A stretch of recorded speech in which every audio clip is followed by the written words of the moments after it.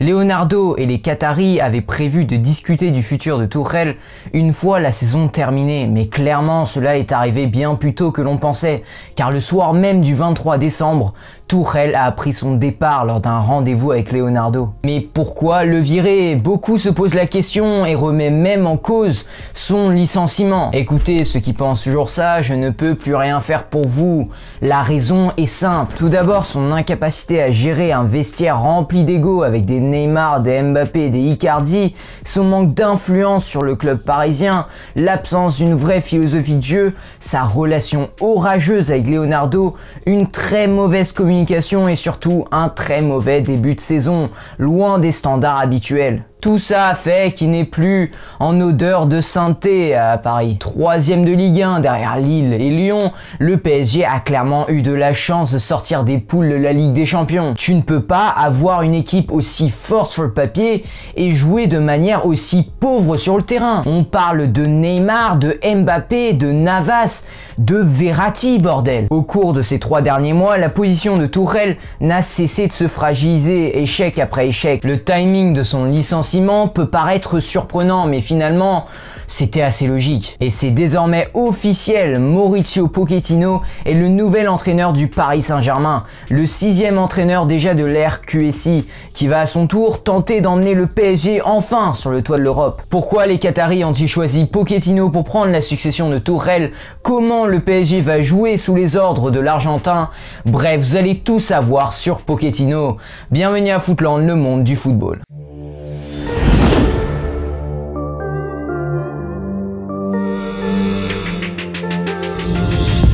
L'éviction de Tuchel ne répond pas à un coup de tête, elle est programmée de longue date, sans doute accélérée par les critiques du coach allemand début octobre sur le mercato. En effet, la direction parisienne n'a pas vraiment apprécié cette déclaration, mais bon, en général, la direction parisienne n'aime pas trop sa façon de communiquer. Tuchel vient alors de commettre une grave erreur, ce n'est pas que le PSG qu'il critique avec ses déclarations, c'est le Qatar, ce qui n'est pas du tout du goût de l'émir. Et pourtant c'était son dernier soutien, donc finalement tout le monde s'est retourné contre lui. Alors il y avait plusieurs successeurs possibles. Bien sûr la priorité absolue c'était Massimiliano Allegri. En effet souvent champion d'Italie avec la Juventus de Turin et double finaliste malheureux de la Ligue des Champions en 2015 et 2017, l'Italien plaisait beaucoup à Leonardo. Dans l'antichambre patientait également Thiago Motta, la sentinelle des années Carlo Ancelotti, Laurent Blanc, reconverti par la suite entraîneur. Et enfin, on a Mauricio Pochettino, sans club depuis son limogeage de Tottenham en novembre 2019. Et exactement comme au Paris Saint-Germain avec Tuchel, l'Argentin avait été démis de ses fonctions à Tottenham en novembre 2019, 5 mois après avoir atteint et perdu contre Liverpool la première finale de C1 de l'histoire du club londonien. Alors que Allegri était le grand favori pour remplacer Tuchel, un entretien a tout changé. Et oui, cet automne, Pochettino a été reçu à Doha par l'émir en personne, celui qui est au cœur de toutes les décisions stratégiques de ces dernières années. Le licenciement de Laurent Blanc, la venue de Neymar ou le retour en 2019 de Leonardo au poste de directeur sportif. Quand je vous dis que tout a été programmé en avance. Et devant le patron ultime du PSG, l'Argentin séduit et fait forte impression. L'Argentin expose alors avec succès ses convictions, il fait un sans faute, il y présente sa vision du jeu, des joueurs, du football, tout y passe. Et d'un autre côté, Allegri lui réclame au moins 12 millions d'euros nets pour s'asseoir sur le banc parisien. Et il y a même des gens qui disent qu'ils réclament même 15 millions d'euros. C'est un peu trop. C'est une somme vertigineuse, même pour Paris, c'est le moins qu'on puisse dire. Mais bon, au-delà du salaire, Pochettino, lui, réussit brillamment son entretien avec l'émir. Et l'avis de l'actionnaire, très impliqué dans la vie du PSG, a été décisif. Donc voilà désormais Mauricio Pochettino en piste pour entraîner Paris. Plus de 17 ans après son départ du camp des loges où il a laissé un excellent souvenir comme défenseur. Et contrairement à Thomas Tuchel, il jouit d'une grande popularité auprès des supporters. Il a joué 2 ans et demi comme défenseur central au PSG entre 2001 et 2003, laissant l'image d'un capitaine irréprochable. Lorsqu'il débarque de Barcelone à 28 ans, durant l'hiver 2001, avec ses cheveux longs et sa carrure solide, le futur capitaine ne met pas longtemps à réussir son opération séduction. C'était un défenseur calme calme et rassurant avec un discours réfléchi et sensé. Mais plus qu'un simple défenseur central, c'était un vrai grand professionnel qui avait la notion du groupe. Il faisait l'unanimité dans le vestiaire. D'ailleurs, plein de petits signes montraient qu'il pouvait prétendre à une carrière d'entraîneur plus tard. Ce qu'il réalise est donc une continuité attendue. Le technicien de 48 ans est d'ailleurs le premier homme de l'ère QSI à endosser successivement les deux fonctions, joueur puis entraîneur. Et l'idée qu'un ancien revienne à la maison est très souvent bien accueillie par les supporters, car il fait déjà partie de la famille. Tout comme Leonardo, il apporte de la compétence tout en ayant le crédit de son passé au club. Il coche donc toutes les cases. Mais contrairement à un certain Solskjaer à Manchester United, à un certain Arteta à Arsenal ou encore Pirlo à la Juve, ce n'est pas parce qu'il a été un ancien joueur de la maison assez réputé qu'il a été choisi. Pochettino, lui, a déjà prouvé en tant qu'entraîneur. Sa bonne relation avec Paris n'est qu'un bonus. De son côté, Thomas Tuchel n'a rien vu venir. Il avait décidé de quitter Paris à la fin de saison, proposition de prolongation de contrat ou non, mais n'a jamais su l'agitation en coulisses. Passe de bonnes fêtes. Maintenant qu'on a vu les coulisses de l'arrivée de Pochettino au Paris Saint-Germain, on va essayer de comprendre son style de jeu, quelle philosophie de jeu il va essayer d'implanter au Paris Saint-Germain.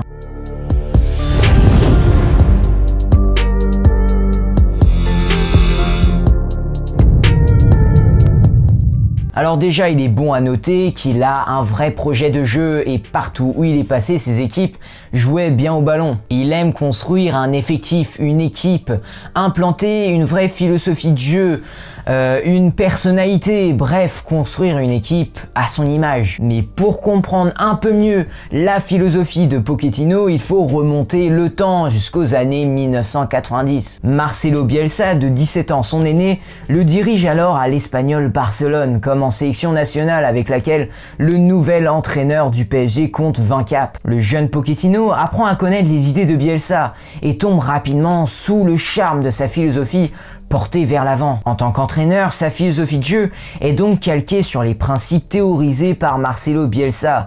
Comme son mentor, il aime ressortir le ballon par l'arrière, le pressing intense, un volume de course important pour un jeu offensif, un style plein de grinta. Bien qu'il ne soit figé dans aucun système, c'est en 4-2-3-1 qu'il est parvenu en finale de la Ligue des Champions 2019, son plus grand exploit jusqu'à maintenant. Avec Bielsa comme mentor, Pochettino prône donc un jeu plein d'intensité et d'effort, avec un style tourné vers l'offensif. C'est un adepte du pressing haut et des attaques rapides, tout en s'appuyant sur une position de balle importante. Les Parisiens vont donc réapprendre à courir, eux qui ont laissé un souvenir souvent statique lors de cette première phase de Ligue des Champions, où ils accomplissaient moins de kilomètres que leurs adversaires. Ce qui est frappant avec Pochettino, c'est qu'il veut que son équipe récupère la balle très rapidement dès la perte du ballon. Il demande alors à ses joueurs de monter, exercer un pressing intense, très haut sur le terrain. Dans toutes les équipes où il est passé, il a imprégné cette mentalité de tout faire pour regagner le ballon le plus vite possible à la perte.